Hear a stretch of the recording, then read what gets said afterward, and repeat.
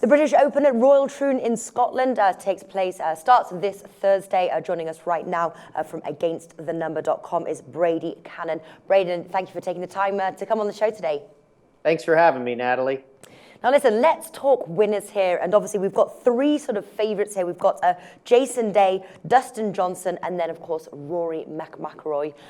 Who out of those three is sort of the main contender here to win?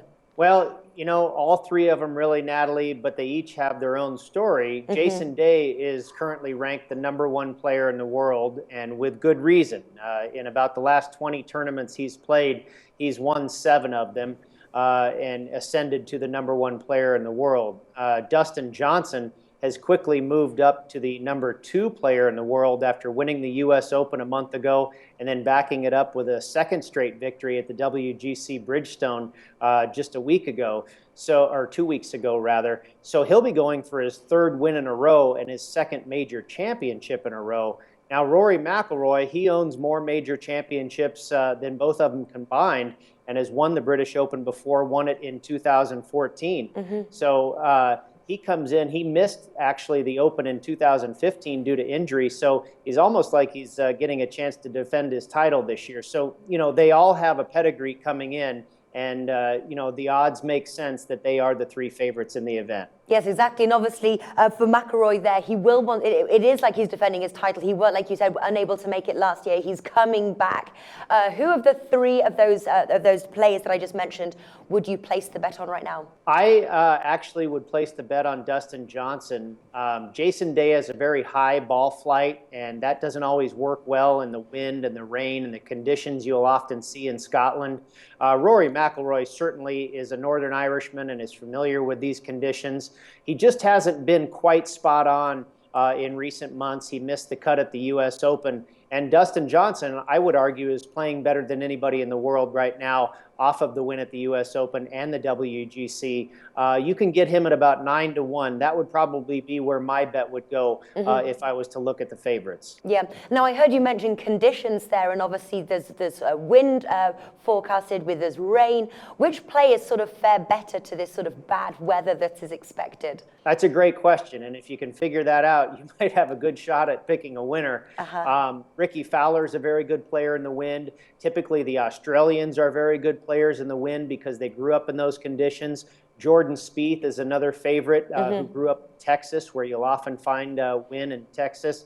So, you know, the European Tour players that are going to be here, they certainly play in these type of conditions more than the Americans do. Tom Watson, the 5-time British Open winner, was a fantastic player in the wind. So, you know, you want to look at guys, like I mentioned with Jason Day, he has a very high ball flight. You want to look for guys that have a more boring trajectory with their golf ball, and typically they're going to be able to control it better in the wind.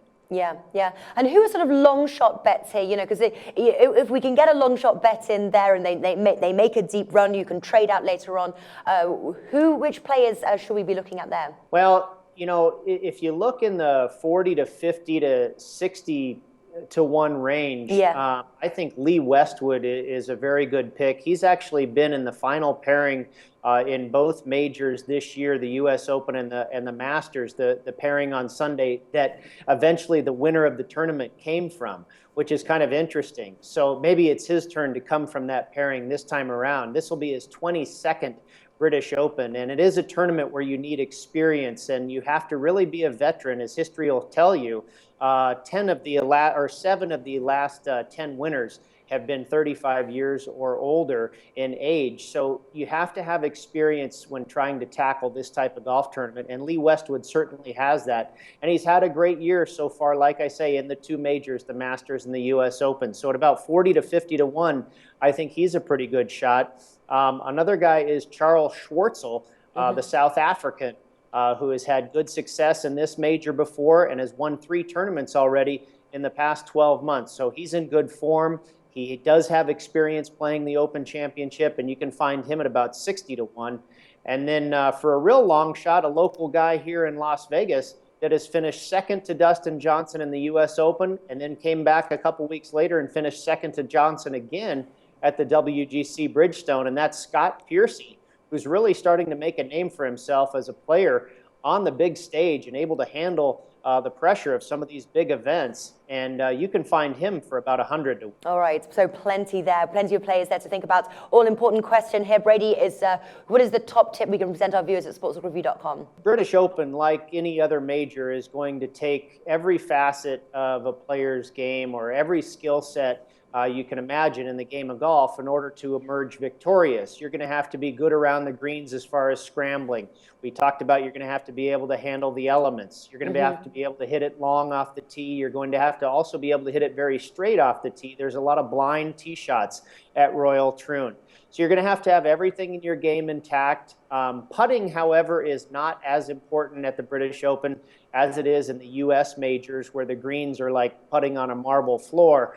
Here they are a little bit softer and slower, so sometimes putting can be neutralized, and you'll see maybe a guy who does everything else well but is not as good of a putter sometimes get away with a British Open victory. So if you want to look at those skill sets and see who fits that bill, and then talk about, or what I mentioned about experience and having been here and done that a few times, it's not very often that a rookie comes in here and does it. So take a look at the guys that check all those boxes, and that would be a good play. All right, and I do believe you've got a pick on your article. Do you want to tell us what it is? Yeah, that's Sergio Garcia, who has never won a major championship before, but this will be his 20th British Open. He certainly has the experience.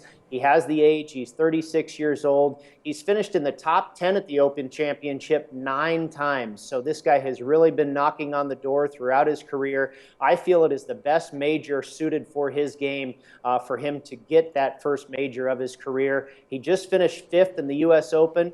He came back and just finished 5th after that in the WGC, and then a week later finished 5th on the European Tour. So he is in good form right now. He won a couple of months ago at the Byron Nelson in America. He's going strong, and he's in his comfort zone at this major. I think it's a good spot for Sergio to get it done this year. All right, so there you have it. I found the odds there, 26, bet365. Brady Kannon from againstthenumber.com. Thank you for joining us. Always on the go?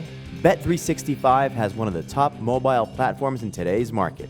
Sign up today and don't let your busy life keep you out of the game.